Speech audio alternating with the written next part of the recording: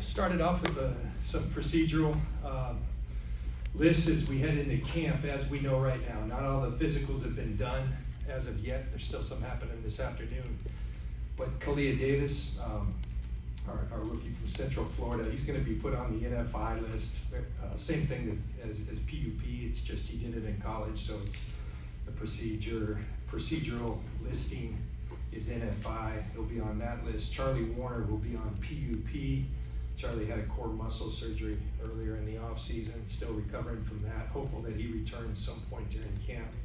And Jason Barrett will be on PUP with his knee, continuing to work his way back from that knee, but making really good progress. All three of them are. But that's what we have thus far. We'll let you know if we add to that list going forward. That just open it up to questions. Does that mean Jimmy Garoppolo is cleared to play or to practice, or has he not had his physical yet? Well, he had a good outside visit with his independent doctor. He's one of the guys in the afternoon, so that's his physical will take place this afternoon. We had a good meeting with Jimmy this morning, Kyle and myself, and had a really good discussion. The good news is he's feeling great and doing a nice job with his throwing program, the ramp up part of that, and that's exciting to hear. Is there an expectation he'll go on PUP? I don't see it but everything's dictated by that physical. So. But he is here, and you've had conversations with him. Yes. Has he at any point expressed a desire to just be released? No, he hasn't had that. I think we've had multiple discussions, and I do believe that when he left, we've never had, Jimmy, when he gets out of here, he's out of here. So it wasn't like we had ongoing conversations, but we spoke when he left, and we had a pretty good understanding of what was going on, and because of the surgery and the ramifications of that in other teams' eyes, nothing's transpired as of yet. But he's here, he's reported. We'll see what happens in the physical, and we'll move forward, according.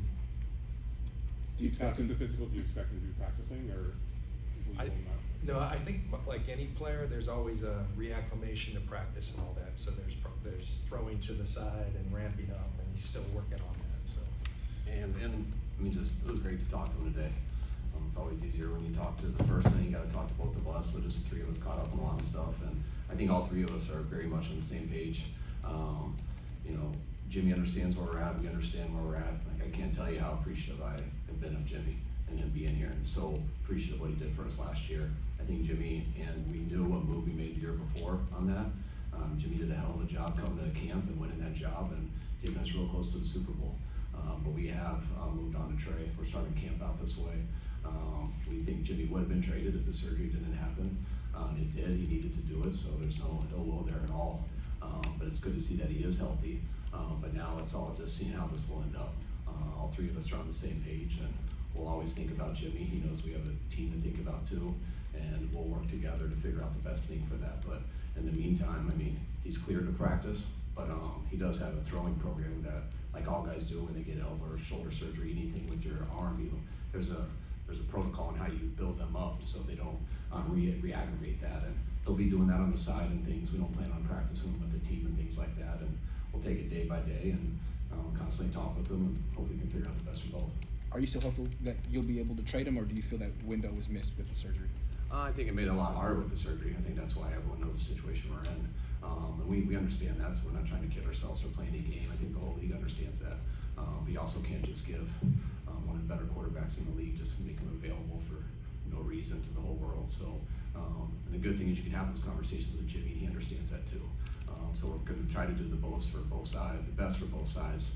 But there's things we got to work through, and it starts with getting the physical today by our doctors, which I expect that to go well, just like it did with his doctor. And then we'll see how fast this goes. I'm sure if he ends up with another team, he'd want to be there sooner rather than later to start the season. Is there a date in mind, a deadline that he wants this done so that he can kind of start fresh with this new team? Yeah, I think everybody wants everything as fast as can. Everyone doesn't like to be in a holding pattern. We don't. He doesn't. So yeah, as soon as we can. That involves another team and then working out somewhere Jimmy wants to go. And hopefully, with everyone being on the same page and open to all the dialogue and the same with other teams, hopefully that will happen sooner than later. I think that'd be good for him and good for us. Are you comfortable waiting a while though? There seems to be some thought that his mere presence is gonna be upsetting to Trey in some way. I mean, are you comfortable in just seeing how this plays out for a little bit? I'm pretty comfortable because of just how clear I just was with my words.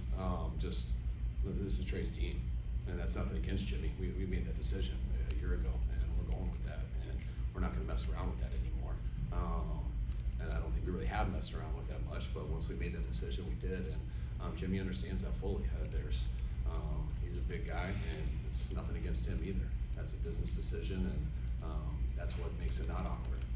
Yeah, it's tough, but there's contracts, there's stuff that you have to do, and that's when I feel like we're doing that as good as we can, and that is possible because of the type of guy Jimmy is, the type of relationship we have, and the circumstances. Everyone, I think if you look at it, you can see why he got to this with the surgery and when it happened, and we understand it, and it'll take care of itself, but Jimmy knows we're going with Trey knows we're going with Trey, and our team does, so and everyone likes both the guys, so it is what it is. Where do things stand with Debo? You know, we've had really productive and substantive talks. I don't want to get everyone all excited that something's imminent because we're not there yet. But really hopeful that in the near future we'll be able to announce something that's exciting for everyone involved. And so that's good. Debo's here today, and we're excited about moving forward with him as part of this team. Do you expect him to practice before he signs or before he gets something done, or is that still done? We're focused on getting something done. That's deadlines, and there's not a hard deadline, but deadlines have a way of spurring these things into action. And that's like I said, we've had a number of productive talks, and hopeful that something's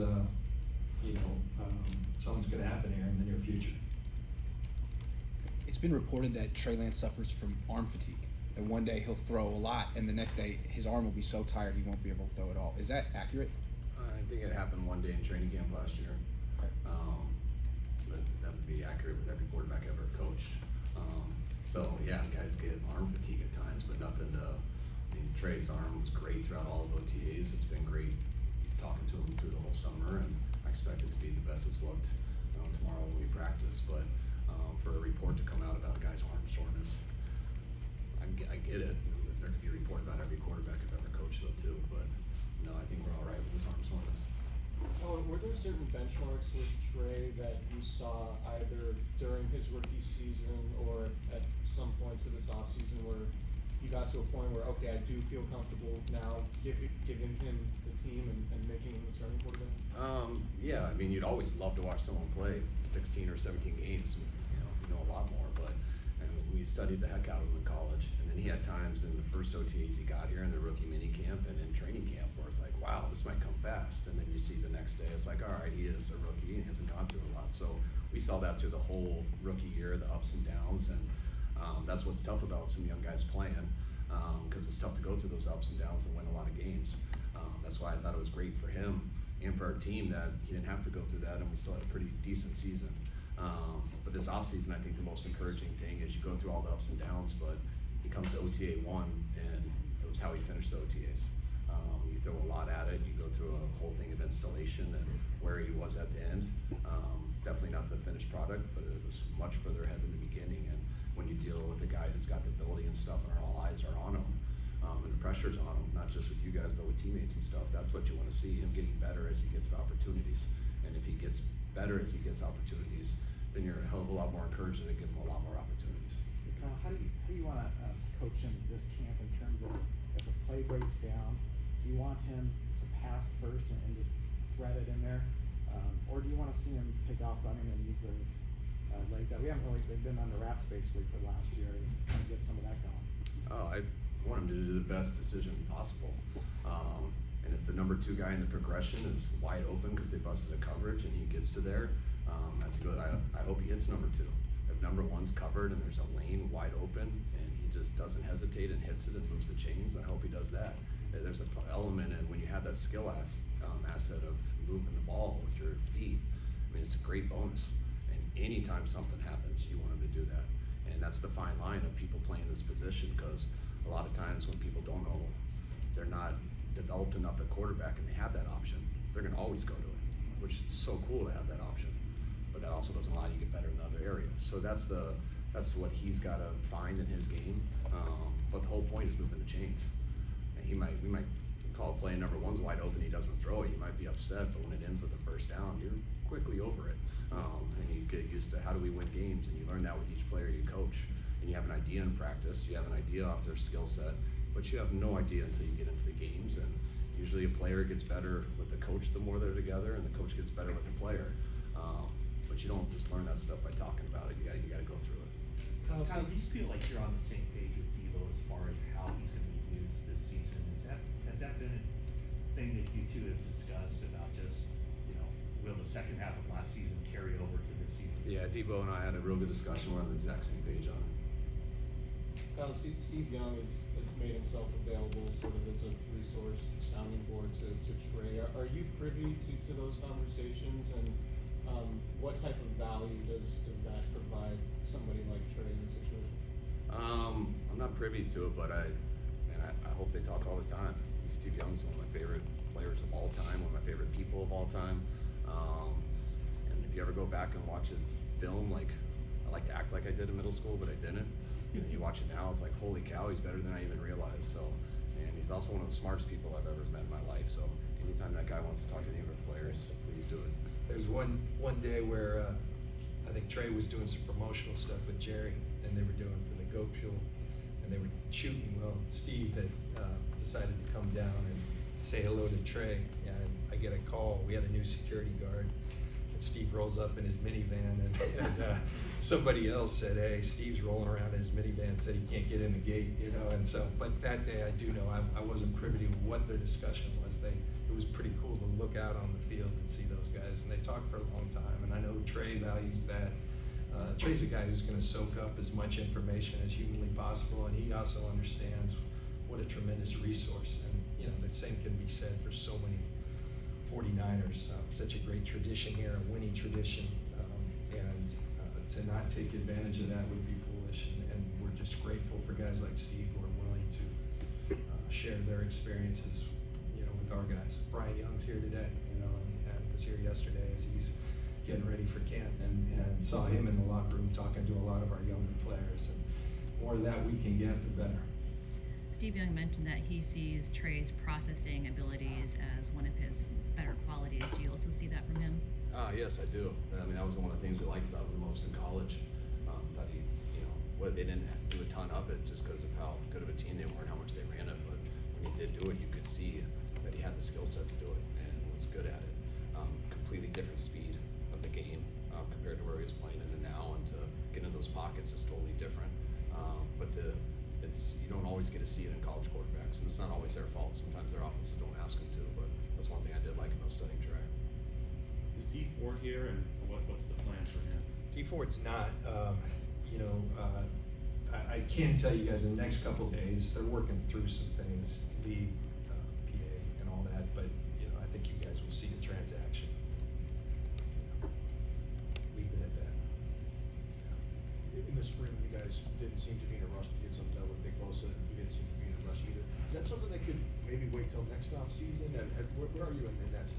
Nick, I think the thing I'd tell you there is if you look at our history, our cadence, most of our deals are done with 1 year left on the contract. And Nick's got 2 years left, and so that doesn't make it impossible, but it makes it more likely that it's something that will be addressed next year. No absolutes, never say never, but here's what I do know: as long as we're here, Nick Bosa is going to be a part of the Niners, and he's going to get paid handsomely to do so. So his time's coming, and when it does, he'll get what he deserves, because man, what a special player.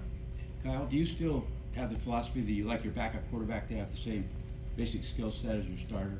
And if so, would you consider bringing in somebody else? I know you've already got Nate. Don't see it. Nate's might have the fastest 40 of them all, so we'll see about Nate. But yeah, it's also, but if we were going to build an offense around a complete running quarterback, then I would probably want our backup to be a running quarterback. I don't see Trey that way. I see him as a guy who actually played in college as a very good quarterback, that's the ability to keep getting better, and I'll always have the bonus to do something athletically that a lot of the good quarterbacks don't have. And we're just trying to build him up with those reps at quarterback, and then let his ability take over. And Nate, I love his ability. He can move, he can scramble. We're not going to put in an offense for him to have a lot of design quarterback runs. We probably would do a little bit more for Trey than him, but I don't expect that to be what we major in anyways. Are you guys looking for a fourth quarterback? Not as of right now. We've got our guys, we're happy with the group. If that ever becomes burdensome where we don't have enough, arms to get through, I think these guys are always monitoring that. We're prepared, like every position with the list. And Kyle, do you guys have a kind of a preliminary depth chart as far as who you're gonna start off at center and to give that person kind of a chance of where do you envision Brunskill right now, right guard or at center? Both. That's stuff I want to talk to Brunskill about first and everything, but he's going to have a chance at both. We know he started at right guard for us for a while. We know he can play center. We got Jake Brindell doing that too. There's going to be some competition there big time. We've got possible rookies to compete at right guard, so it's going to be musical chairs in there for this camp. It's pretty cool because we've got a number of guys that we believe can start. Brunskill's the only one who's shown people that he can do it because he's the one who's had that opportunity. A lot of the other guys, you don't know for sure until they do it for 16 games, 17, just like I'm talking about with our quarterback. But what we see in practice every day, we think we got a number of choices, and it'll be fun to watch them kind of all battle it out. And John, there are a handful of veteran centers out there who aren't signed. Is that something you're kind of keeping an eye on too, just to see how that competition at center unfolds, and if you feel the need to go out and get someone? Yeah, we have ready lists and at every position. Really, RJ Gillen now is taking over our pro staff. Rand Carbon's always been a part of that. Adam Peters, and they do a tremendous job of always being kept abreast. And, knowing, okay, here's our list. Here's the veteran options. Here's the younger options. So, yeah, absolutely. Where is Muklichi in terms of his health? Is he full go when he can't? Mike's doing really well. Again, as we talked about, when you're coming off a major surgery, there's always a kind of re-enter process, and so it's not like you just throw them out there and say go practice football full speed, take every rep. And so we've got a really good plan. Our health and performance staff does a really nice job of coming up with these plans. We build one for our own team that is as intentional, conscientious as possible in terms of high and low days, medium days. How we refers to it as building a mountain, getting them ready for the open of the season. But with guys like Mike, you're obviously going to have another plan, just as we have in the past for guys like Bosa coming off knee surgeries. But Mike's doing very well, and it's going to be nice to have him back out on the field. Mike, McGlinchey, Kinlaw, and Aziz are all in the same boat. They're all cleared to practice, but they all have some pretty serious surgeries. So they're cleared to practice, but we're going to take it easy with them. So we'll be every day. Kyle, when it comes to coaching quarterbacks and trying to get them to improve accuracy, I know you haven't loved to talk about fundamentals with us. Are you the same with Trey? Like, are you focused more on, procedurally where he needs to go on a given play, and maybe getting that in his mind will help improve his accuracy, while maybe quarterback gurus he works with will work on the fundamental stuff? Just where are you at in terms of how you approach coaching quarterbacks to improve accuracy? Yeah, I believe just me. Everything comes from the ground up. So everything I try to do is with their feet, with their eyes, how to move in a pocket, how to have your body in position where the ball is going to go, and how to get your body with your mind to anticipate where it might go based off coverages, and how to move that way athletically and be able to make a throw from any angle, and how to do that. Now, when it comes to how to throw a spiral, how to do this or that, I have my coaching points I tell my son and stuff, which is I'm still working on. But that's stuff that guys, and I look at like a golf pro. You can go and work on your little things and stuff like that on your own. But this is about playing the game, and whatever you work out on your own, when it comes to the heat of battle, it's a totally different game. I think a lot of NBA guys might have some shooting coaches and stuff, but how do you play the game? How do you get your body in position to get those shots off? I don't know if they're all coaching guys exactly how to shoot free throws, but I know they're helping coaching guys how to guard people, how to get open, and I guess I would compare it to that. When it comes to Trey Sermon, is there anything you saw in the off-season program and know about his training that gives you confidence he'll be able to contribute? That he has done everything he can. The guy was, just look, I haven't seen him yet, but watching him in OTAs, he was as yoked up as he could be, he was in as shape as he could be. Like, you could tell the guy learned from his rookie year and wants to do a lot more. And so that's the starting of it. And I can't wait till we get the pads on and to watch him and a number of other guys play. It's always hard in OTAs, especially for O-line, D-linemen, running backs. Like, there's only so much you can do, and it's getting even harder. That's why we ask a lot about, like, the center evaluation and stuff. Like, we feel great about our guys. We got to put some pads on and start really going against people, and that's why we're excited to get started on camp. Coach, what excites you most about the roster? What's that? What excites you the most about the roster? When you look, both of you guys, when you look at this roster up and down, what gets you fired up for the season? I feel as good about our roster as I have. You know, I love our team right now. Like, when I just sit and go through our positions, some of the young guys that we've added, some of the young guys in the last couple of years who have quickly become some of our better players and leaders. I think our team's in a great spot to turn it over to a quarterback who hasn't played before. We might have some interior linemen who haven't, but when you got the guys there, just talent-wise, that we see at practice every day, and I see the people around them, it pumps me up, because sometimes when you start off with that, you know, it's gonna be a work in progress, which everything is, and we gotta go out there and get to what our potential is, just like we did last year, and that didn't come till halfway through the year. We gotta do that a lot earlier this year, and I believe we got the team to do it, and every year not everyone does have that opportunity, a chance, and when I see on papers, I see a chance, and now that's all you can ask for as a coach, and now I just wanna go to work with them. Cal, how much more comfortable are you with Trey's skill set, his tendencies, and how does that sort of factor into maybe adding new wrinkles and just developing the playbook with him? New wrinkles isn't the problem with him. It's trying to know all the stuff that you have done or that he's capable of doing, what the percentages of it, how good he is at that compared to our other players. Like, there's some things our players are comfortable with. How automatic is Trey going to be that? Trey can do anything. But what's going to be his best stuff? And that's stuff that I don't have the answer to yet. And I'll have a much better idea at the end of camp, but I still won't have the answer. That'll go throughout the year, and that's always evolving. Kyle, you have a lot of new pieces on your coaching staff. How has the process been getting ready for training camp? It's been awesome. You know, I think our defensive staff we didn't make any changes there. We just had a few younger QC guys, but I think their second year together has been very good. Sometimes you don't know, you work at everything, but you don't know until you go through the season together, and they're so much tighter for that. And the offensive staff's been great. I know we had a bunch of number changes, but there's so much familiarity with the people that we brought in and some of the history that we've done, and just having guys like Chris First, who I've always had, but he's even got to take on a bigger role by losing guys like Mike and stuff, losing John and things, and he's always done the same amount of work, but helping me divvy up things in the office and things like that. Bobby Slowick's done a hell of a job stepping it up, and these new guys we brought in, you know, we lost some real good guys, but we also brought in some real good guys, and it kind of allows you to bring up new things. Like, it's not, no one's bringing in new ideas, but it generates new energy.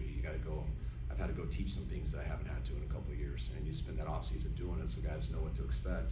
Then you go through OTAs and you get to watch them based off of what you said in the off season, and they work your words through practice, and by the end of OTAs, felt as good with our staff as I have since I've been here.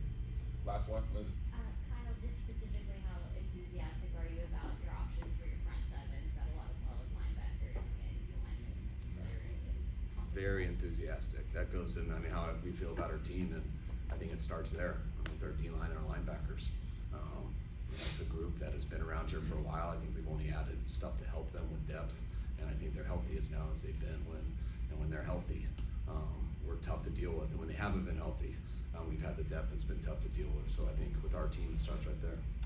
To that end, I will say, I meant to say it up front, we did sign Kim Diche, Robert Kim Diche, and as a free agent. I know it was reported last week, but that person must have been Nostradamus, because we had a workout. We had not decided. There were 3 guys here working out. He did shine in that workout, so he'll be a part of us moving forward. We're excited about that. All right, appreciate it, guys. Thank you. Thanks, guys.